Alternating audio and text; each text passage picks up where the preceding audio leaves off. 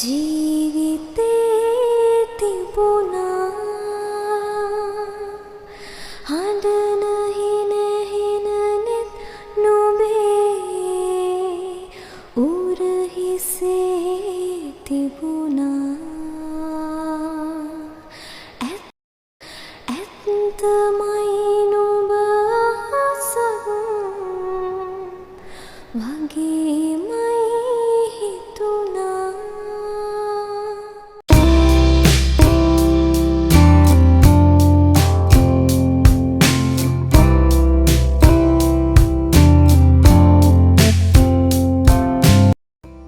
ලොකු දවසකට පස්සේ ඔන්න අද නම් අවු ටිකක් පායලා තියෙනවා. පහුගිය දවස් ටිකේම හොඳටම වැස්සනේ. ඉතින් අද අවු ටිකක් පායලා තියෙනවා. මුලින්ම මම රෙදි ටික අවුවට දාගත්තා. මොකද රෙදි වේල ගන්න උනේම නෑ පහුගිය දවස් ටිකේ. ඒ නිසා ඉතින් මම ඉස්සෙල්ලාම කළේ රෙදි ටික වේලෙන්න දාපු එක.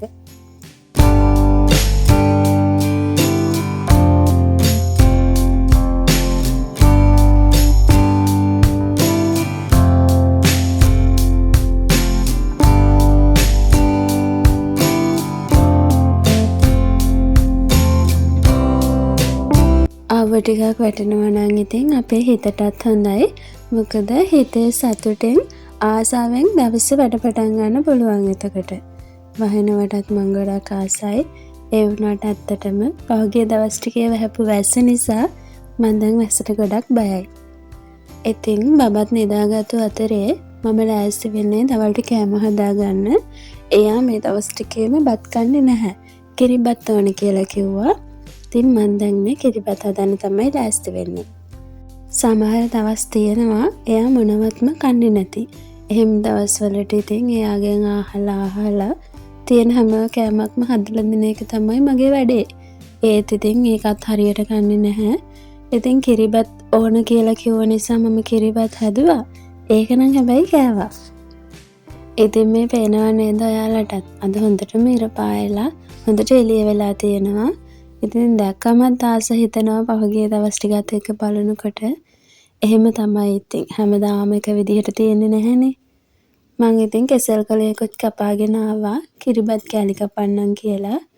අද මේ බබයි මමයි විතරයි ගෙදර ඉන්නේ. ඒ නිසා ඉතින් ගොඩාක් හදන්න ඕන නැහැ. චුට්ටක් තමයි හදාගත්තේ.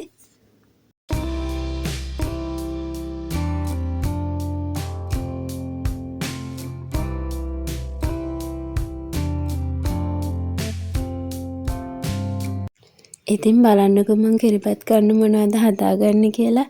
මේකට hina වෙන්න නම් එපා ඔයාලා. සාමාන්‍යයෙන් ඉතින් අපි කිරිබත් ගන්න ලුණු මිරිස්නේ හදන්නේ. හැබැයි මං අද හදන්නේ අල බැදුමක්. මොකද මේ ලුණු මිරිස් බබාට කන්න බෑ. ඒ නිසා ඉතින් මේ එයත් අල කන්න කැමතියි මමත් අල කන්න කැමතියි. ඒ නිසා තමයි අල බැදුමක් හදාගන්න ඕනේ කියලා හිතුවේ.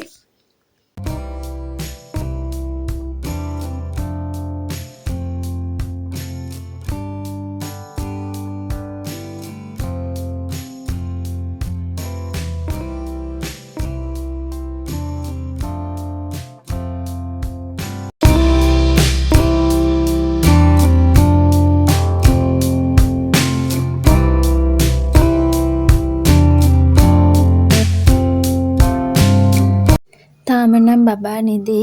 ඒ වුණාට මම ඉක්මනට වැඩ ටික කරගත්තා.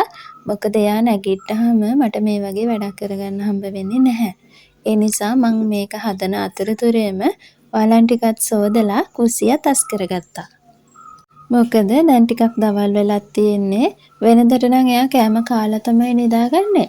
අද ඒ වුණාට මේ ටිකක් වෙලා අස්සන නිදාගත්තා. ඉතින් දැන් බඩගිනි වෙලත් නෑ හැරෙන්නේ. එතකොට කන්න හදලා තියෙන්න ඕන. ඒ නිසා ඉතින් මං ඉක්මනට මේ වැඩ ටික කරගත්තා.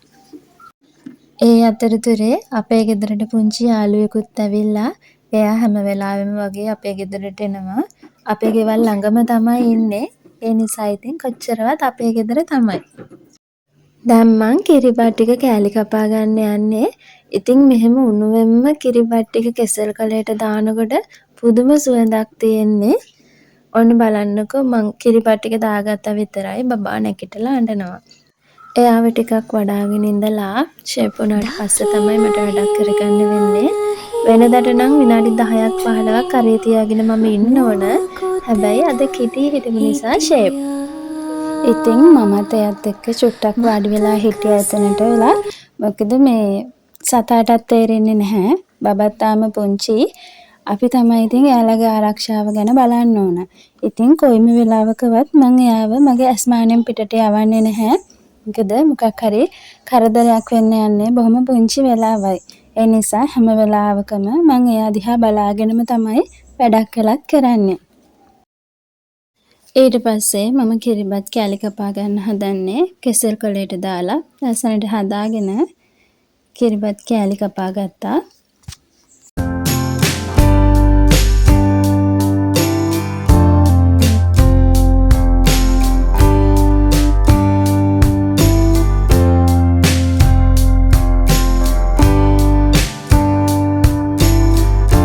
බබාව කුස්සියේ තියාගෙනම මම ඊට පස්සේ අල එකත් හදාගත්තා.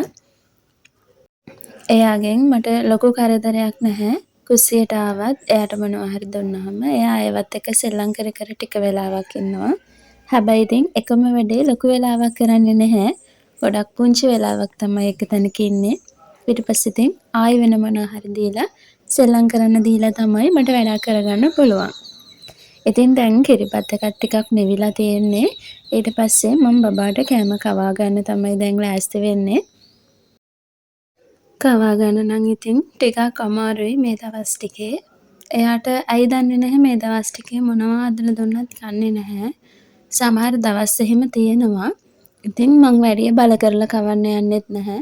එයාට බඩගිනුනම එයා අනිවාර්යෙන්ම මොනවා හරි ඉල්ලනවනේ. ඉතින් ඒ නිසා මම බල කරන්නේ නැහැ. එයා කන තරමක් ඉතින් කෑවහම ඒකත් ඇති. ඉතින් කිරිබත් ටික නම් හැබැයි කෑවා. පේනවනේ ඉතින් එයාගේ කෝලම් කොහොමද කියලා. මුළු දවස තිස්සෙම උදේ ඉඳන් රෑ වෙනකන් මේ දේවල් බල බල තමයි මගේ දවස ගෙවෙන්නේ. ඉතින් කම්මැලි නැහැ. ආසාවෙන් මට ගෙදර වැඩ වුණත් කරගන්න පුළුවන්. පුංචි බබෙක් හිටියහම ඇත්තටම ගෙදරක් ලස්සන වෙනවනේ. ඉතින් මටත් එහෙම තමයි. හරි ආසාවෙන් තමයි මගේ දවස ගත වෙන්නේ.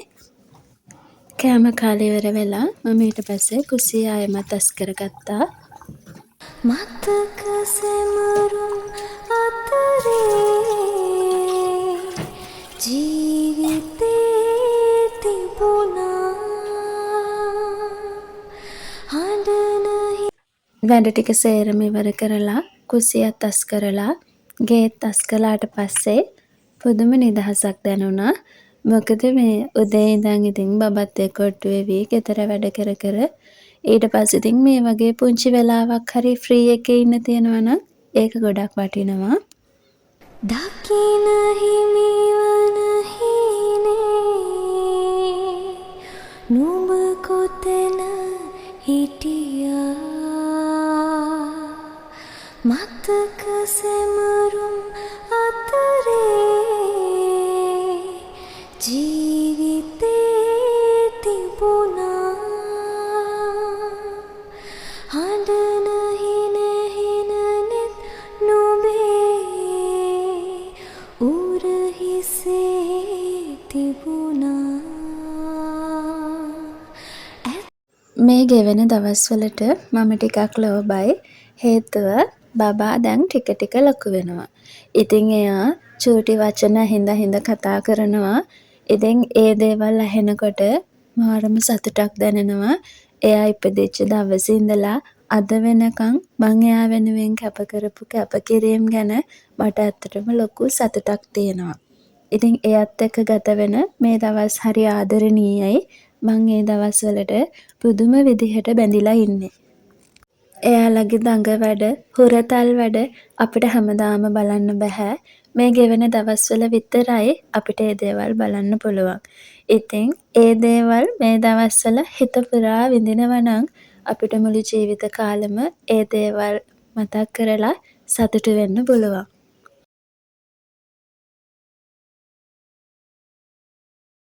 වැස්ස නිසා මට පහුගිය දවස් ටිකේ මිදුලට එන්න බැරි වුණා.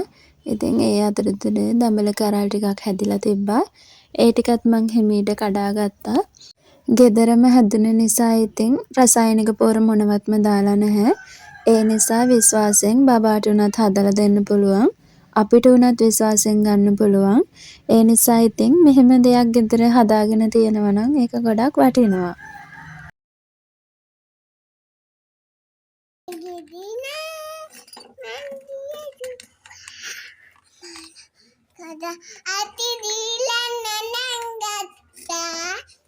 ඊට පස්සේ මම බබාවත් එක්කරගෙන බෝධියට ආවා. ගොඩක් දුරට ගොඩක් දවස්වලට අපි දෙන්න මෙතනට එනවා. ඉතින් මේ හිතට මාරම නිදහසක් දැනෙනවා. මං පුදුම ආසයි මෙතනට එන්න. බබත් එහෙමයි. එයත් ඔය පේනවනේ ඉතින් නිදහසේ ඇවිදලා ඉන්නවා. අපි හැමදාම එකම විදිහට ජීවිතේ ගෙවන්නේ නැතුව මේ වගේ ටිකක් වෙනස් විදිහට වෙනස් දේවල් කරනවා නම් අපේ ජීවිතේ ගොඩක් දුරට වෙනස් වෙනවා. මොකද අපි හැම වෙලාවකම අපේ හිත නිදහසේ තියාගන්න මොනවාම හරි දෙයක් කරන්න ඕන. ඉතින් තමන් අදහන ආගමකට අනුව දවස ගත කරනවා නම් අපේ ජීවිතේ පුදුම විදිහට සැහැල්ලු වෙනවා. ඒක මම අත්දැකීමෙන් කියන්නේ. ගොඩාක් අය එහෙම තමයි. ඉතින් මම මේ දේවල් වලට බබාවත් සම්බන්ධ කරගන්නවා.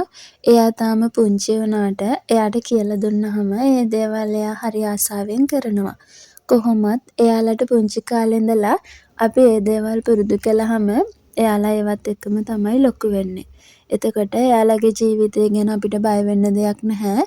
හොඳ දරුවෙක් විදිහට හොඳ ගුණධර්මත් එක්ක එයාලා ලොකු වෙන්නේ කියලා අපි ළඟ විශ්වාසයක් තියෙනවා. දරුවන්ට හැම හොඳ පුරුද්දක්ම පුරුදු කරන්න ඕන ගෙදරින්. ඒකට මුල්ම අඩිතාලම දෙන්න ඕන ගෙදරින්. ඉතින් ඒ නිසා හැම වෙලාවකම මම එයාට පුංචි පුංචි දේවල් දවස ගානේ උගන්වනවා. සුවපත් කර සිත් බණ පද ගලනවා සිසිලස මුසුවේ වටාපතේ හාමුදුරුවනි දැනෙනවා. ඉතින් මෙතන වටපිටාව දැක්කහම උනත් ඔයාලට හිතනවා ඇති පුදුම නිදහස් තැනක් කියලා. ඔව් ඒක එහෙම තමයි. වටපිටාව උනත් පුදුම නිදහස් තැනක්. හිතට මහා පුදුම නිදහසක් දැනෙනවා. හිතේ තියෙන හැම ප්‍රශ්නයක්ම හැම කරදරයක්ම මෙතනට ආවහම ඒක නැති වෙලා යන්නේ මහා පුදුම විදිහට. ඒ දැනෙන සැනසීම, ඒ දැනෙන හැඟීම කොච්චරද කියලා කියන්න මට වචන වලින් තේරුම් කරන්න තේරෙන්නේ නැහැ. ඒ වුණාට මෙතනට ඇවිල්ලා යනකොට හිතට පුදුම සැහැල්ලුවක් දැනෙනවා. සුවපත් කර සිත් බණ පද ගලනවා සිසිලස.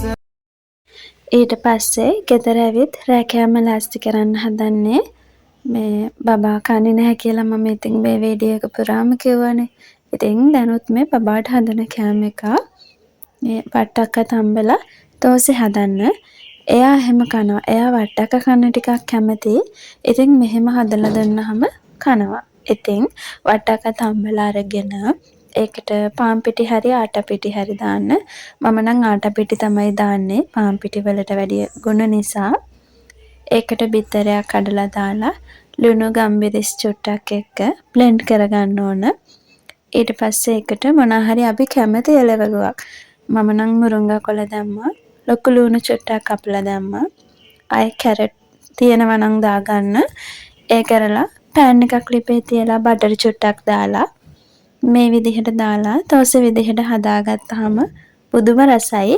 මමත් කනවා යාට හැදුවාම. කන්නේ නැති බබාලට කවා ගන්න මේ ක්‍රමය ගොඩක් හොඳයි. මොකද මම try කරන නිසා මම දන්නවා අපේ පුතත් ගොඩාක් ආසාවෙන් මේක කනවා. ඉතින් අද මගේ දවස ගත වුණේ මේ විදිහට. ඉතින් මගෙත් එක්ක එකතු වෙලා හිටපු ඔයාලා හැමෝටම ගොඩාක් ස්තුතියි. මං එක්ක හැමදාම මේ විදිහට ඉන්න කියලා ගොඩාක් ආදරෙන් මතක් කරනවා. එහෙනම් අදට මං ගිහින් එන්නම්. ආයෙමත් අලුත් වීඩියෝ එකකින් හම්බ වෙමු. සතුටින් පරිස්සමෙන් ඉන්න.